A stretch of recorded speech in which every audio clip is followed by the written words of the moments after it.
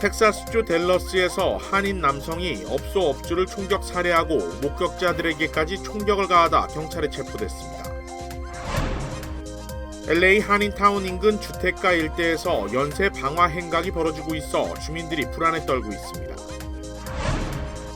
차량 절도 혐의로 자신을 체포하려던 경찰을 태운 채 도주하던 17세 미성년자가 경찰 총에 맞아 숨졌습니다. 북한이 추가 핵실험을 감행하지는 않았지만 꾸준히 핵물질을 생산 중이라는 유엔 측 분석이 제기됐습니다. 오늘 열린 뉴욕 오토쇼에서 한국 브랜드 전기차들이 큰 주목을 받았습니다.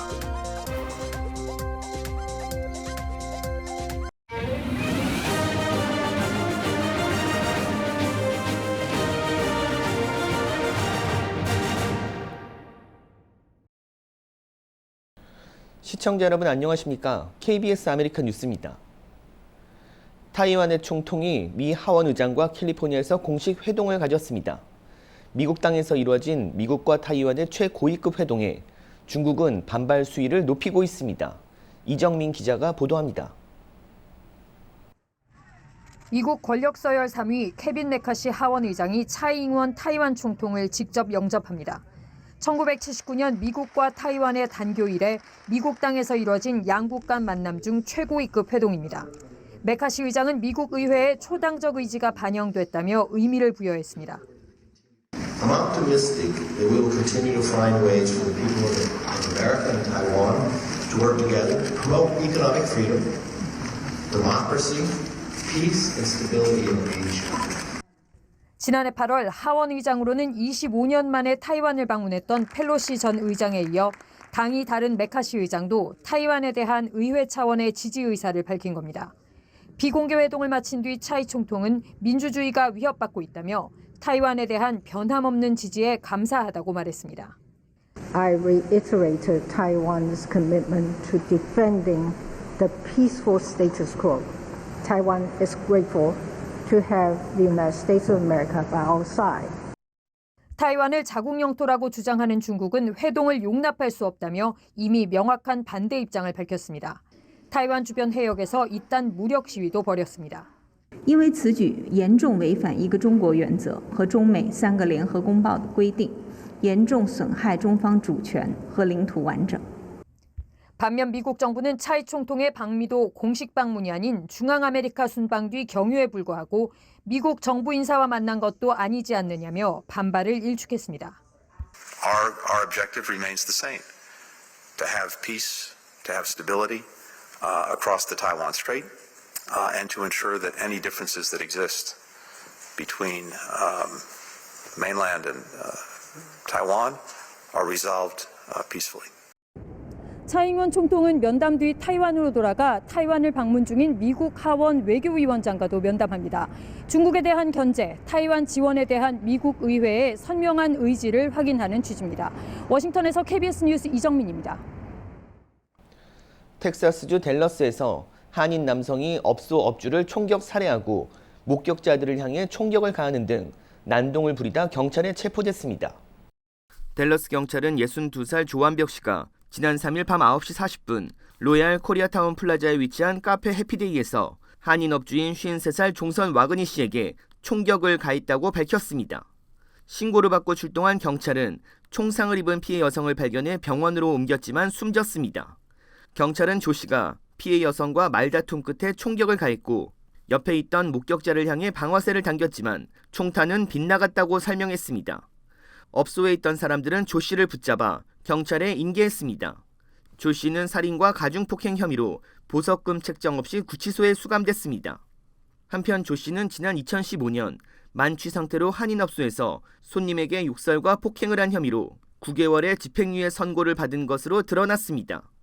경찰은 이번에 조 씨를 제압한 사람들을 영웅이라고 칭했고 피해 여성의 지인들은 그녀가 친절한 사람이었다고 말했습니다. LA 한인타운 인근 실버레이크 지역 일대에서 연쇄 방화 행각이 벌어지고 있어 주민들이 불안에 떨고 있습니다. 보도에 윤범수 기자입니다. 한 주택 앞마당 CCTV 화면입니다.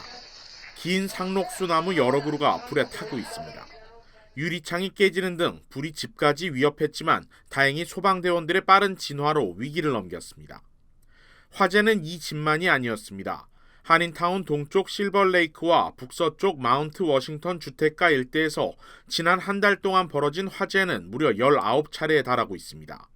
대부분 주택 앞 나무나 쓰레기통, 덤불 등에서 발생했는데 누군가 고의로 불을 지른 것으로 추정됩니다. 또 다른 주민이 제보한 사진에는 후드를 뒤집어 쓴 남성이 버려진 매트리스에 불을 지르고 도망가는 모습이 잡히기도 했습니다. 그리고 어젯밤 한 주민의 제보로 방화범으로 추정되는 인물이 포착됐습니다. 출동한 경찰은 현재 용의자의 것으로 추정되는 차량 한 대를 확보한 상태이며 지문 감식 등을 토대로 용의자를 추적하고 있습니다. 엄마와 아빠 사이에 안겨 미소를 짓고 있는 매든 군.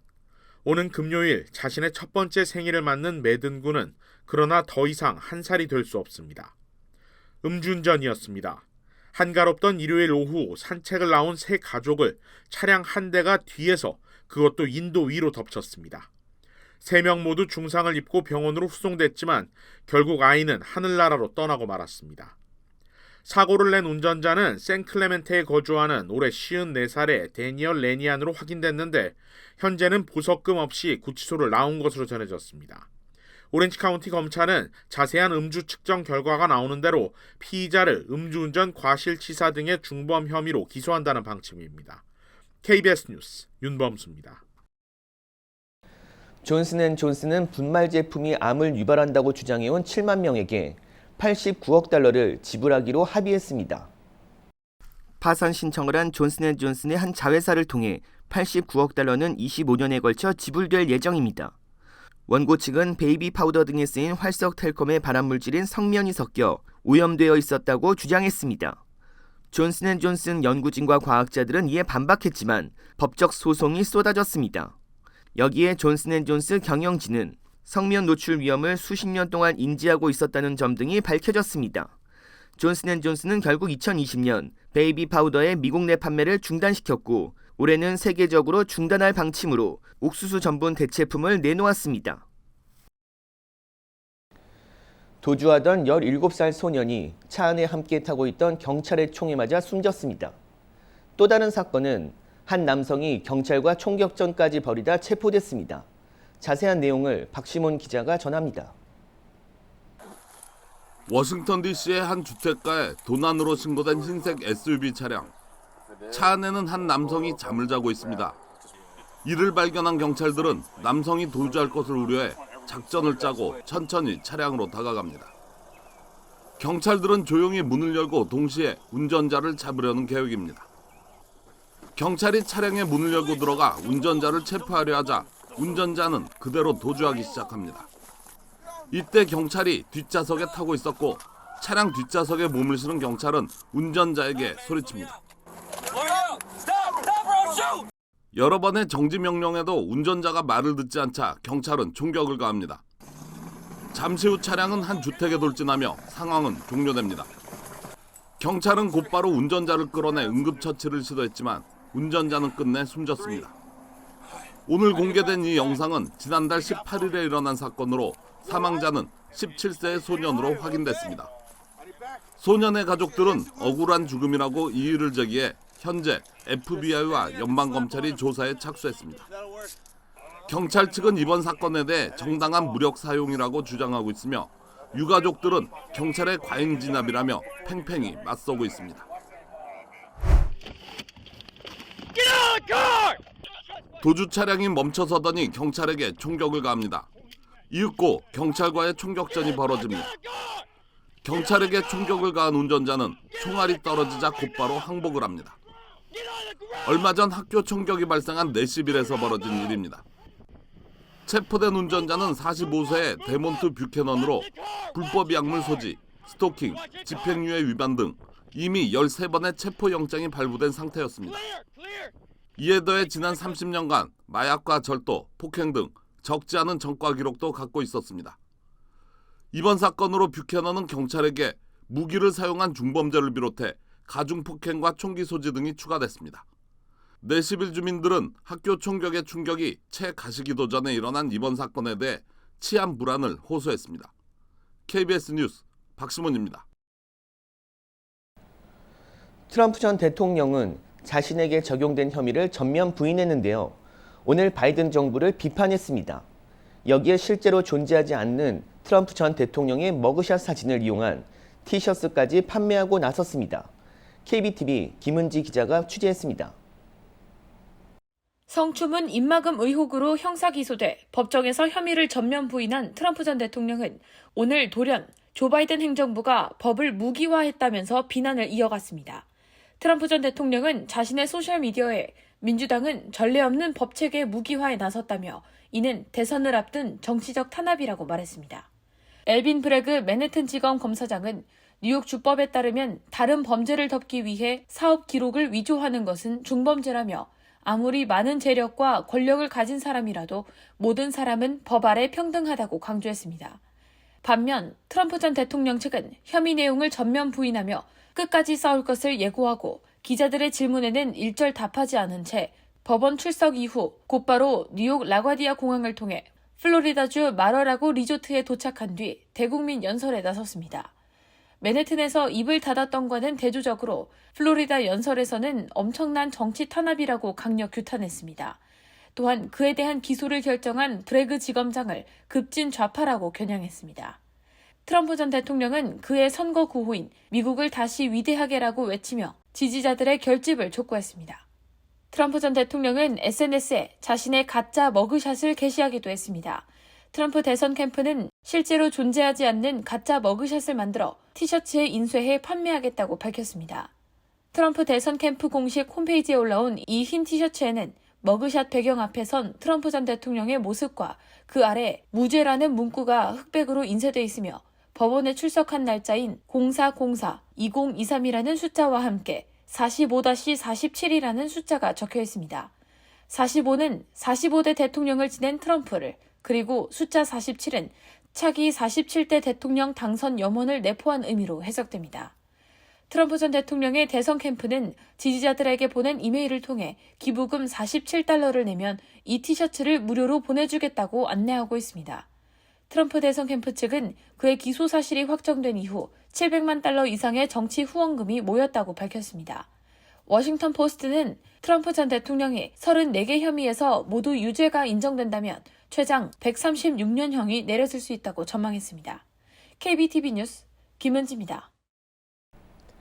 북한이 추가 핵실험을 감행하지는 않았지만 꾸준히 핵물질을 생산 중이라는 유엔 측 분석이 제기됐습니다.